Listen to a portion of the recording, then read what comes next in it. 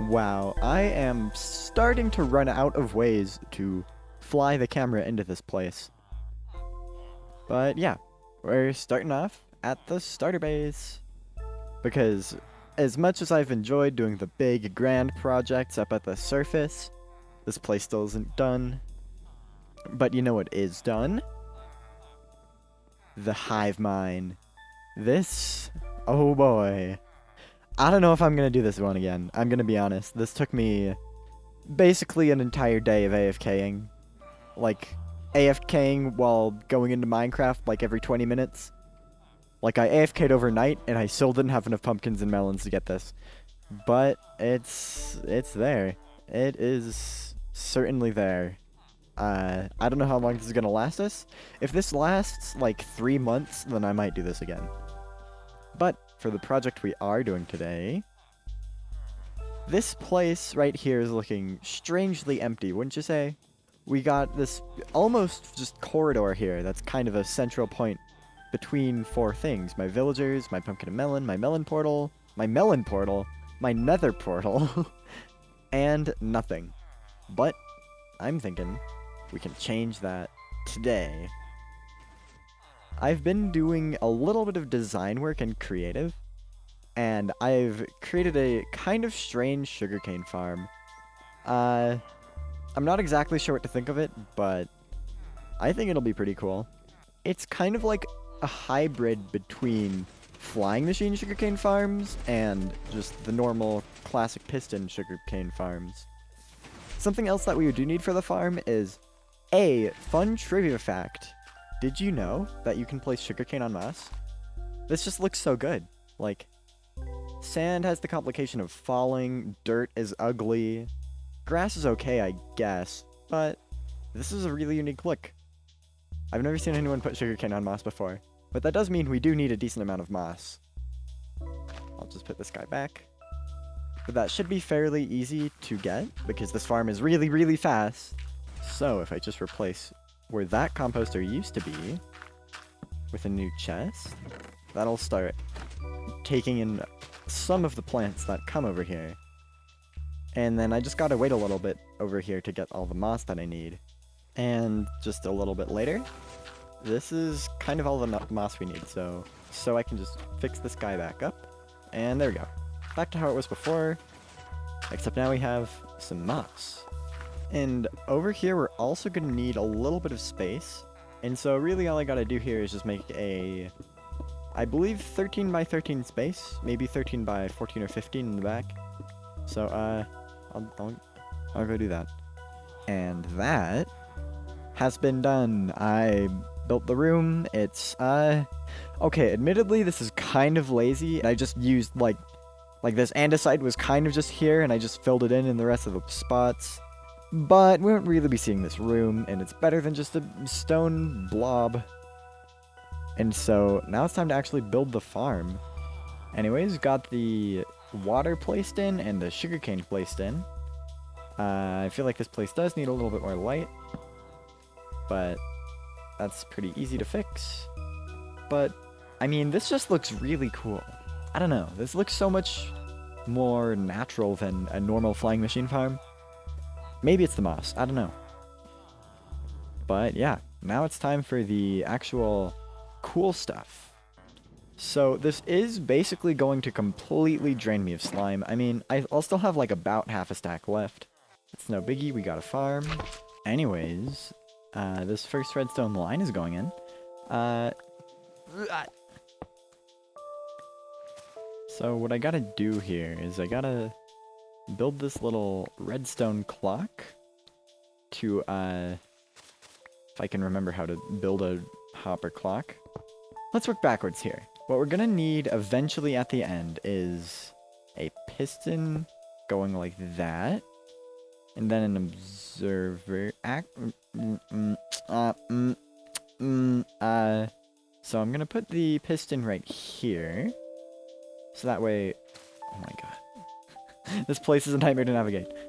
So when I extend this observer, which shouldn't stick to the slime, it will power this redstone line.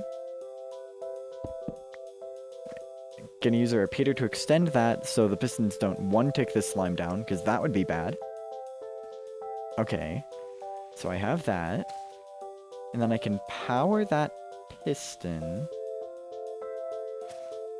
through this block here with redstone like that. And I'm gonna need another sticky piston here. Some hoppers. And this is gonna create the hopper clock. Is this how it works? No. Okay, so... No, that was actually... That was right. Okay. This is why you don't do redstone on camera. Okay, so... I need a comparator. So, gonna do that, and then that, and a couple of... Piston, redstone block. I have those. I've come prepared. I have redstone blocks. Is that it? Is that it? Do I just need 16 items in here? Let's go with 16 diorite.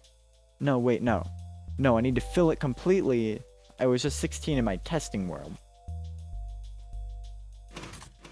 Okay, and there we go. It's in. It's doing things. It's doing things. Okay. For now, I'm just gonna help this clock along. Make sure it's doing what I want it to do. Oh, and of course, these guys...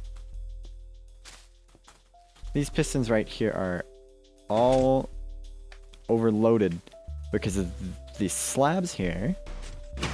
Oh, yep, it worked. That worked. Everything pushed down. All the sugarcane broke. Except for that guy. Hello? Oh, sugar box. Now, soon right here, this should push downwards. And come on, and bonk. Yeah, okay. So this clock is going to be way, way slower than this. So there... Oops. Excuse me. So there will actually be stuff happening. There'll be sugarcane grown by the time that runs. So something weird is that according to my calculations, which, I mean, it's asect math, so dubious calculations, but if my calculations are true, then this farm should generate about 10 stacks of rockets per hour, paired with Acer's gunpowder farm. Oh no, I'm stuck, no! I have a trapdoor in here. Yes! I believed in myself, and I used the magic healing power of shulker boxes. Anyways, that is the collection system done. No, that's the harvesting system done. This will harvest everything, and now all I need is a collection system, which... I'm not sure where I want to put these chests. If I just extend this little wall part outwards, those leaves will actually let the chest open. Alright, and now this is the second kind of advanced circuit in this build. I mean, neither of these circuits are very advanced. This is a very easy farm. But yeah, it's looking pretty good. This does work, I think. So now all I need to do is just build a rail system underneath, and this farm is actually complete. And alrighty, that is the collection system in. It's just a bunch of rails, because we're just using a hopper minecart here. And so I guess it's time to see if it can make the entire journey around. But, oh look, it just harvested. So I guess we'll get to see if this collection system works. So we should see the sugarcane being sweeped up nice and quick. Yoink, yoink. Yoink. And then it's gonna go up. And then stop. And it's gonna go up and stop. It didn't stop. It didn't stop. Why didn't it stop? Maybe if we just put some rails here to try and make it go slower at the top. Here comes, here comes. What? Oh, it's because we have a hopper under there. So the comparator can't... Oh, okay. Okay, quick solution, quick dirty solution. Just move the chest. We move the chest. That's the solution. So now, when this guy comes back, it's gonna take a minute. You just gotta be patient. Sometimes you just gotta be patient to get what you want. There we go. So it should come up here and then stop. And deposit all of its stuff. And that's its first collection. 33. It's not that bad. It's actually pretty solid. So using this, we should be able to get a lot of paper. And with a lot of paper, rockets should no longer be a problem, since I've already made a deal with Acer for trading a stack of paper for a stack of gunpowder in their mob farm.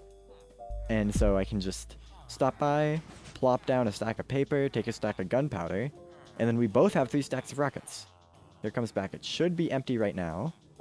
I wonder if I could optimize that so where it only gets launched once the sugar... I mean, there can't be more than 5 stacks of sugarcane at a time in here. Guaranteed. So I think I can just, like, continue this redstone line over here. And then that pulse would have sent off the minecart just then. So now this guy should come back.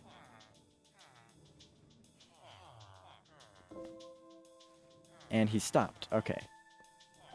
Now, just for now, since the farm just pulsed, I'm going to simulate a harvest.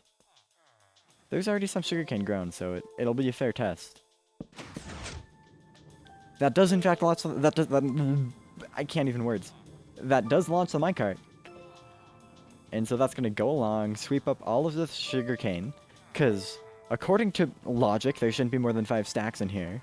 So that's going to go, and then it's going to come back. Gotta parkour up here. And there we go. Got that guy sitting up there, nice and tight. And it won't move until this farm next pulses. But yeah, that's it done. That's the sugarcane farm all completed, actually. I do think I could improve the decoration here a little bit. I mean, what would this look like with leaves here? I think that actually looks kind of cool. Maybe, yeah, I don't quite like how those leaves block the view of the farm. But I also don't like how you can kind of just step down into there. Like, it doesn't feel like there's anything stopping you from going in the farm. That's a good balance, I think. But yeah, that is the sugarcane farm complete. And I mean, this sugarcane farm being done has actually made a pretty big difference on how this base is looking. It's kind of looking done now, actually. All that's left is that area right there. And I honestly think we should just go ahead and get this done, because, like, we're so close. This is the last room. That's kind of scary to think about. So, I mean, I guess the first order of business is, well, I feel like building just a bedroom right here would be a little limiting, because there's still some things that would be nice to have in the starter base, like a smelting room. Like, I have this right here, but if I build my bedroom right here, then I won't have anywhere to smelt my stuff. And so I think it would actually be smarter to make a couple of smaller hallways that branch off. Like, if I just get some materials here, I could do something along the lines of like this. Have that little guy right there. Maybe have another small hallway here. And then leave that into just like a mini room. I don't have too much room over here, but I don't know. It's always good to have expansion just like built into your base. Oh hey, I ran into a cave while digging this room out. I'm actually surprised I haven't done that sooner. I haven't run into a cave with any of these rooms.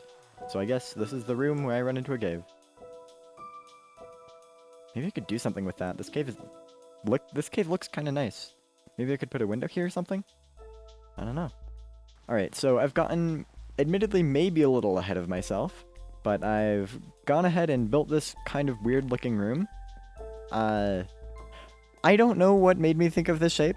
Like, it kind of just, I wanted to do a circle, but then that felt like it was going to be too big. So then I tried to do a semicircle, but then I felt like I needed to curve the corners a little bit more, and I ended up coming up with this. It's really weird. I'm not gonna lie. I'm not quite sure what I'm gonna do with it. But, I mean, I guess I have to be sure of what I'm gonna do with it, because it's time to start decorating it. So I feel like, we should probably leave even more room for expansion over here. I can definitely see some potential for, like, a room over here. But then, like, over here, we've got this nice cave view, and I kind of want to preserve that. Might have to clear out some stuff. I have faith that I can make that work, yeah. So that's, like, potentially 3 new rooms added, plus more rooms off of that. I honestly think that's good for now in terms of expansion. I also, kind of just occurred to me that I feel like a window here would be kind of nice. Something like that, like, window between all these guys. It's not quite centered on here, but it is going to be centered on these doors, which is important. Then I also think I could kind of continue this middle separation, because this starts at the sprinkle and then kind of just ends. So I feel like we could do something with this. That might be a little square, but I can see that. I can see that. Yeah, I don't know. I mean, if this is a bedroom of some kind, I feel like I could put the bed somewhere right here, like raised. Maybe have this kind of split. Maybe it'd be cool to have my bed kind of... Ooh, wait. I just had a bit of a brainwave here. What if we made this room kind of all mossy and natural? So like little patches of moss and stuff around. I'll have to think about this. Alright, so I'm in the middle of kind of texturing this. I think going with this kind of naturey vibe could be good if I do it right. I feel like this might be a little bit hard to pull off, but I think it could have the potential to look really cool. Something I did figure out, though, is you can kind of mix these azalea bushes in with the moss blocks for the floor, and it makes it look like it's textured and flowering a little bit. Yeah, this is a vibe. I'm feeling it. I also feel like I could mix in some leaves in here. Like, especially in the ceiling, just because we've been doing a lot of leaves throughout this base. And so I feel like that'd be kind of good to enforce that motif. So yeah, let me see how that works out and see what I come up with. Dang. That's the last of our leaves.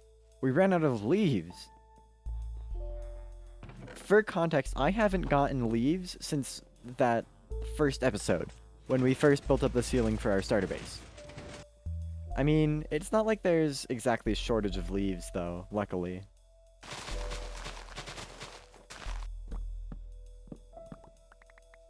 And leaves acquired. It's not that much, but I think it'll be enough to finish up this room, at least. And then probably any future rooms. So yeah, speaking of, I'm gonna get back to work. I'll show you what I have done after I'm done with it. And I think it might actually be done. So this is definitely not the kind of vibe I thought I was gonna go for. I like it though. It's kind of dark, kind of dim, but it's really calming. I don't know, I mean, imagine sleeping right here. I feel like a couple finishing touches though could be to make that a leaf window into the cave. Maybe clean up some of those leaves just so it's obvious that that's its own thing. And then also to mimic the ceiling in that room, the first room I made, probably put some slabs here. Oh, and also get rid of this crafting table. But yeah, I don't know. I'm pretty happy with how this looks. I feel like I could do some more detailing, like some leaves on the floor maybe. Now that I'm looking at that, I think I could probably set that back into the wall a little bit. Like that. Yeah, I think that looks a little better. It's got some depth to it. And you can see into the cave. It's not the prettiest cave, but it's alright. But yeah, I feel like there could be some more leafage around the corners of the room, like on the ground. I feel like this could be longer in some places, like almost touching the ground. Or even in the case of this one, actually touching the ground and drooping around. There's also the possibility of putting a glowberry on that vine over there, just to make it a little bit less dark. Like, boop. I mean, I feel like that might make it too bright. I could get rid of some of this super secret hidden lighting that I put in. Yeah, I think that's good. It's kind of dim around the sides, but it's not dark. And it's kind of got a glow near the bed. Yeah, I like that. But yeah, anyways, I honestly think that's a good place to call the episode. It was a little bit of a small episode. We did get a decent amount of stuff done. We got this sugarcane done, and the bedroom done, but most importantly, the starter base is, like, nearing completion, that's a big point. That's a big, like, milestone. Once you have your starter base complete, then that means that there's only one base to work on, and that is your actual base. So after this place is pretty much complete, that means that we can kind of just go ham on the Mega Mush and get that place done. I am very excited. Excited things are coming for the future. But yeah, thank you guys so much for watching, and I will see you all in the next episode. Peace.